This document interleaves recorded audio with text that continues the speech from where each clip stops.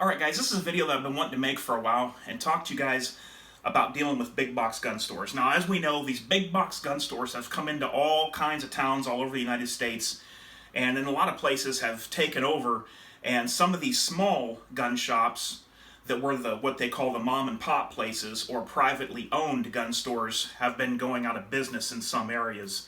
And that is a sad thing, because the most knowledgeable people that I've ever known through my time of growing up was people that had a gun store that they or their family owned.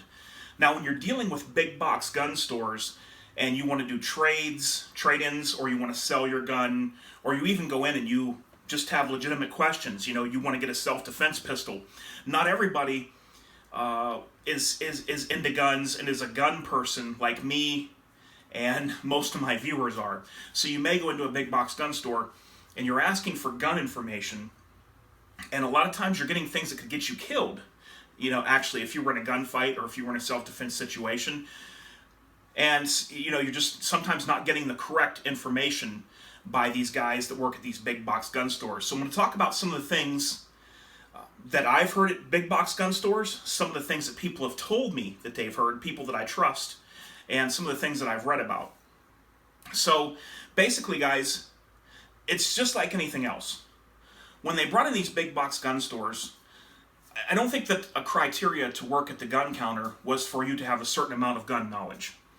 I do know of a couple of gun stores that if they're short behind the gun counter, they'll pull people that work over at a whole other department and put them back there on the norm when they're short. So you're dealing with people that a lot of times don't know much about guns. Now, you will have sprinkled in, very, very scarcely, you'll have guys in these big box gun stores that really do know what they're talking about. And for the most part, me dealing at Fin, Feather, and Fur, Fin, Feather, and Fur knows, it's pretty much a privately owned gun chain. It started out with one store and now there's several, but they pretty much know their stuff. There's a couple people there that they kind of bluff their way through, but for the most part, these guys are real knowledgeable. But it's these Cabela's and different things like that, Bass Pro Shops, Gander Mountain, places like this where you do tend to get some, I guess I'll call them hacks. Okay, I really don't have another word for it, that work at these stores. Now, let me tell you a couple stories here. I'll start out with one. There's a good friend of mine on here. His name is Ron Gunner. That's his channel name. He does put up some videos. And he's a real knowledgeable gun guy. And he went to, I think it was a Cabela's, I can't remember exactly which one, and they had a Glock 17L Gen 3 for $5.99. Now, he had a Glock 34 that was like brand new with the box and all. Like, in other words, you wouldn't even have known this G34 was used. They wanted the G34 $200 plus tax in trade for the G17L that they had priced at $5.99. Then when he didn't like that, they told him they would take his G34, his G43, and then he could pay tax on $600 and then get the G17L. To that, he just pretty much walked out of there, in not a very good mood, and I can understand that. So first thing you got to realize is, these gun stores, when you take your gun to them, it's almost like a pawn shop type deal. They're only going to give you a certain percentage. They only like to give about $250 to $300, maybe $350 on a Glock, but right around $300 is all they want to give for a Glock at these stores. They, like I said, they almost do it like a pawn shop type deal. They're only going to give you a very low percentage. If you want to trade that gun in, there again, they're always going to undercut you hard.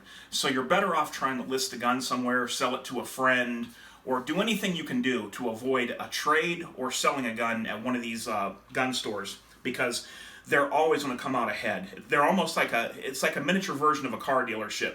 They're always going to come out with them being way over the top. You're never going to beat the house. As far as in trades, you're never going to get even or equal market value for your gun, unless it would be something very rare, something that they really want. You're never going to get that value out of there. And as like anything else, guys, this is what I tell people. Going to these major gun stores these major chain gun stores and asking for gun advice, detailed gun advice, would be the equivalency of going to McDonald's and asking one of the high school kids that work there details on cooking a 4-course dinner at your house. You see, these high school kids that work at McDonald's to make a little bit of money to have for the weekend, they're not cooks. They're not chefs. They don't know how to prepare a steak dinner and all the trimmings. They put the fries in the basket, they drop it in the grease, and they hit a little timer button. Well, that's the same kind of thing at these big box gun stores. They know a little bit of a general thing about them, but when you get into detailed things, that's where it kind of, the rubber meets the road. You're better off looking up people on YouTube that you've watched for years and that you trust and sending them messages or questions. You can find these people. There's people that are AK guys, AR guys, Glock guys. That would be me. And then there's, for whatever you shoot though, there's always somebody that's an expert on that gun or those types of guns somewhere on YouTube. And that's what I suggest you do, is if you want detailed information, talk to those guys about it. Okay, so let's talk about some of the things that I've heard while at some gun stores. Some advice that I think was very poor and should not have been given to the people that they were given to. Because, some of these people that are asking these questions, they are very, very novice gun owners. So they're the ones that need the most factual advice when it comes to guns. So I overhear this guy. He's got the little Ruger 9mm, and he's telling the guy behind the counter, he says, well, I'm going to carry this in a pocket holster, and I don't like to keep one chambered. Is that okay? And the guy behind the counter goes, oh, yeah, that's fine. As a matter of fact, just pulling it out and doing this is normally enough to stop whatever's going on. And then there's, then they both start laughing and, ha, ha, ha, ha, ha. And I'm thinking, I'm just standing there like, did I really just hear that? Well, here's the thing.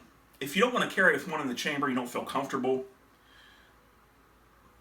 okay, if you're still going to have a gun on you, I'll give you enough credit for that. I wouldn't force anyone to carry with one in the chamber if they don't feel confident enough. What I would tell you is, if you're not confident enough to carry with one in the chamber, then go get more training, or go get training if you haven't had any. But the thing of pulling out the little Ruger 9mm, which is pretty soft racking anyway, doesn't make a whole lot of noise, and saying that racking that is going to stop the threat, that is something that could most likely get somebody killed. Because if they pull out a gun and they're putting all their emphasis on, when I rack this, it's going to stop the threat, what if while they're doing that, the bad guy pulls a gun, knife, whatever, and fills them full of lead, or jumps on them and starts stabbing them? That's the wrong mindset to have. It's not going to work out in your favor if you listen to these types of things. I've also heard a guy tell somebody that was looking for a gun for their girlfriend, the gun store guy said that he recommended that she have a revolver, and he said the great thing about a revolver is that if she ever points that revolver at someone, when they look at the sides of the cylinder and see hollow points, they'll turn and run. So, there's another one. Another one I heard is having a laser on the gun is good, because most times, that's what they always use this, most times, because most times just putting that laser on the guy's chest will make them crap their pants and run the other way. Alright guys, here's a good piece of wrong advice that's been used thousands of times, going back decades. Shotguns are the best home defense thing you can have, because all you gotta do is, it's universal language. Another one I've heard before is, I was at a gun store one time, and I saw a middle-aged guy. Didn't seem like he was a gun guy. He was looking at this little 380, and he just kept looking it over and kind of thinking and deciding. And, the gun store guy is just standing there, kind of tapping his fingers on the counter. And the guy says, I really, really like this gun, but I'm just worried because I just don't know if 380 is enough. This would be perfect for me for concealed carry and, to have in the house, but I'm just worried that 380 is not enough. And the gun store guy, he said, oh yeah, he said, 380 can be better than bigger calibers, because when you shoot somebody with a .380, it goes in and bounces all around and just shreds the organs up. Another one I've heard is that hollow points are made to go in, open up, and they turn into a buzzsaw, and they cut all of the organs as they go through. That is not the purpose of a hollow point, guys. A hollow point bullet is a safer bullet to use when if you do ever have to shoot someone, or if you're a police officer or a government agent, because when it hits the intended target, that bullet dumps all of its energy in that target, and it doesn't pass clean through and go on to hit somebody in another room in the house, or hit somebody on the street, or hit any other bystanders that it wasn't intended for. It's actually safer to use a hollow point bullet if you have somebody that has to be shot, just for that fact. It's not that it opens up like a buzzsaw and it creates more damage and it does all this and that. Now, one of the side benefits of a hollow point is yes, it does make the round have a wider diameter, so it can hit more things as it goes through, and it does have a lot of terminal shock when it hits the target. That's part of it too, but it's not made like a buzzsaw that goes through and just cuts organs up as it goes through. That's just another fallacy that was put out there, especially with the big controversy that was around years ago about the black Talon round. There's rounds out there now, guys, for the 9mm that blow the black Talon round away.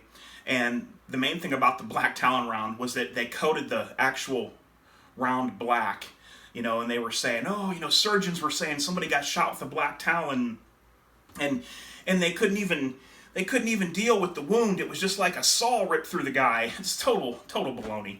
Another thing was, I remember way back in the day when I was a kid, they were saying that Glocks were a plastic gun and that you could get them through metal detectors at airports. All right, guys, another myth out there that's very hard for people to get over is the myth of certain things about Glocks. Now, I just was at my barber earlier today, so I got my hair cut, and we talk guns when I'm getting my hair cut. He knows what I do and different things like that. But we're talking guns, and he's a guy that likes guns, but isn't really knowledgeable on guns. And I know he wouldn't be upset for me saying that. He asked me all kinds of questions about different guns, but he likes guns. So he said to me, well, I like Glocks, but there's no safeties, and I just want to carry a revolver because I know that it's not going to jam. It's going to go bang when I pull the trigger. So basically, the myth is that Glocks don't have safeties. Well, a Glock has 3 safeties, 1 external and 2 internal. Now, even if you want to write off the trigger safety on a Glock, there is 2 safeties that are internal inside of a Glock. And I have a video where I break down a Glock and I show you the 2 other safeties.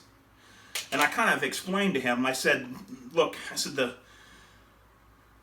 the firing pin, I didn't call it a striker because I wanted him to understand what I was talking about. I said the firing pin isn't just sitting there in an open channel at the back of the round. I said there's a firing pin stop and there's a drop safety back here. And I explained to him that there's steel here that has to be moved, and it has to overcome steel back here, and that's after your trigger safety and trigger is engaged. So he kind of understood where I was coming from, and then he said something about, well, I want a revolver because I know it's always going to go bang and there will be no jams.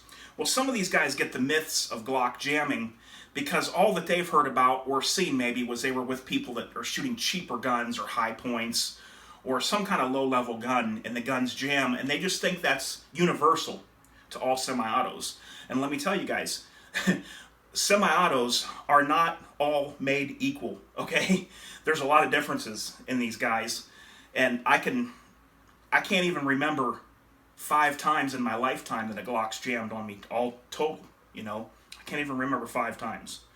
So that's just kind of a myth that goes around that any semi-auto handgun can jam on you and is not the safest for self-defense, which is 100% false. These guns are great. They'll work when you need it. Yeah, a gun can have a mechanic malfunction, but so can a revolver too. Look it up. So that's just another one of those myths, guys, that float around out there. Alright guys, I hope you enjoyed the video. If you like videos like this, let me know. Throw me a thumbs up down below, and I'll get some more ideas together and get some more videos up for you guys. Alright guys, until next time, enjoy your weekend. H4T